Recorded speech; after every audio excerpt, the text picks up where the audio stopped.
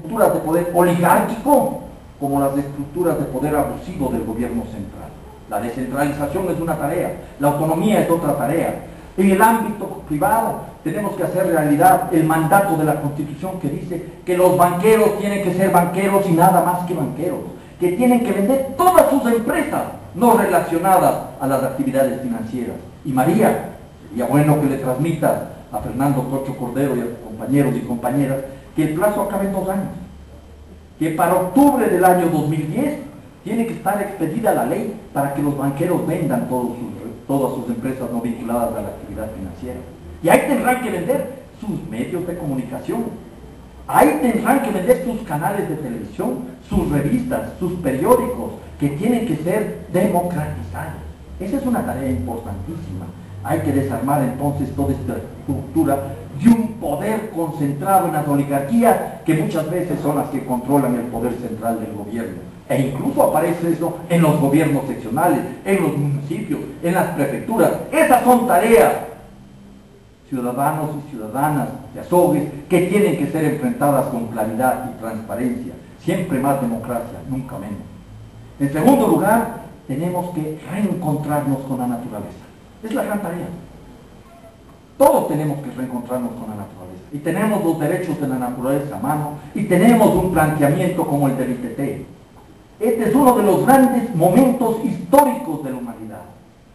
¿Qué se dijo en Ecuador para poner en marcha el ITT? Esta idea comenzó a surgir hace mucho tiempo atrás. Las comunidades indígenas, los colonos que resistían a la compañía Texaco, comenzaron a decir: no es solo necesario resistir, sino que busquemos alternativas. Y se estableció como alternativa inicial, que se plasmó hace cerca de 10 años, la moratoria petrolera en el sur de la Amazonía. Eso se recoge en el plan de gobierno de Alianza País. Y ese es el punto de partida para que vaya surgiendo desde diversas partes la propuesta del ITT. Como recordaba María, ahí no hay ningún gerente propietario, ni ninguna persona iluminada que por sí solo creó esta idea. A mí me tocó un mérito de presentarle en tanto ministro de Energía y Minas pública y oficialmente esta iniciativa. Y ha sido una iniciativa que se sustenta en los siguientes puntos fundamentales. El primer punto es: miren, señores, en el mundo estamos en un momento crítico, complejo, difícil. El calentamiento global está provocando cambios climáticos cada vez más agudos y complicados. En unas zonas del planeta, tremendas inundaciones. En otras zonas del planeta, tremenda sequía. Pasa el tiempo y cambian los problemas. Donde había sequía hay inundaciones, donde había inundaciones hay sequía. En unas zonas del planeta, calores tremendos, en otras fríos tremendos. Vemos que poco a poco los casquetes polares se están derritiendo. Y alguno dirá: ¿y a mí qué me importa? No, a mí debe importar mucho, incluso por un egoísmo ilustrado. Porque cuando comience a subir el nivel del agua, comenzarán a subir también las personas afectadas por esa realidad. Y habrá problemas de disputas de tierra, disputas de alimentos e incremento de la inseguridad. En ese sentido, nosotros dijimos y planteamos que vamos a dejar el petróleo en el subsuelo y le llamamos a la comunidad internacional a asumir su corresponsabilidad. Los países ricos, responsables del deterioro ambiental, tienen que ayudar a los países pobres a resolver los problemas. Tienen que ayudarnos entonces a sostener el crudo en el subsuelo. No es una compensación, no es una donación, es una contribución que parte del principio de corresponsabilidad básico de la justicia ambiental global. Estamos reclamando el pago de la deuda ecológica, en la cual los países como el Ecuador somos acreedores y los países ricos como Estados Unidos y Europa son los deudores. Ese es el principio básico. Y esto tiene una serie de beneficios. El primero y fundamental: a mí, lo que más me preocupa es salvar la vida de los pueblos libres en aislamiento voluntario. Al menos quiero morirme con la conciencia tranquila de no haber sido corresponsable de otro genocidio como el de los tetetes y los anzahuares. Ahora sabemos lo que pasó y ahora sabemos lo que puede pasar si se explota el campo ITT. Hay a los pueblos no contactados, los Tagaeri, los Tagamenane, los Doñamenane. Que nunca un nieto nuestro nos diga que no hicimos nada para salvar la vida de esa gente. Esta es una responsabilidad de todos los habitantes del Ecuador y del planeta. En segundo lugar, hay una enorme biodiversidad. Hay algunos personajes, y están en su derecho de ser miopes o de tener alguna disfunción en su ojo, que no les permite distinguir que el verde de la Amazonía es verde de vida y no el verde de los dólares que tienen en sus bolsillos. Ese es el problema. La biodiversidad.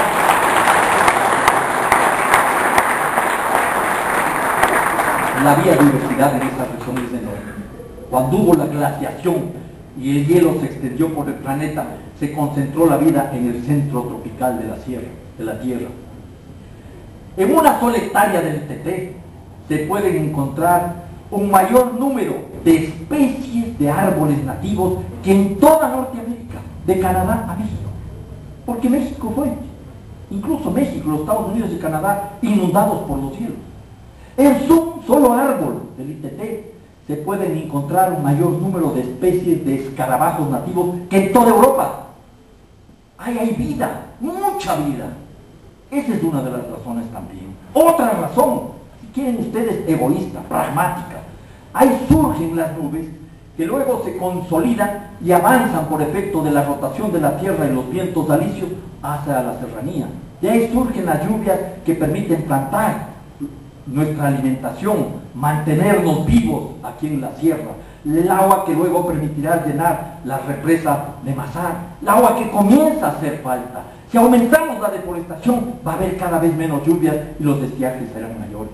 Adicionalmente, para obtener el petróleo, 846.000 millones de barriles de crudo pesado de menos de 15 grados API, que podrían generar unos 6.000 millones de dólares, tenemos que dar paso a la emisión de CO2 por 410 millones de toneladas.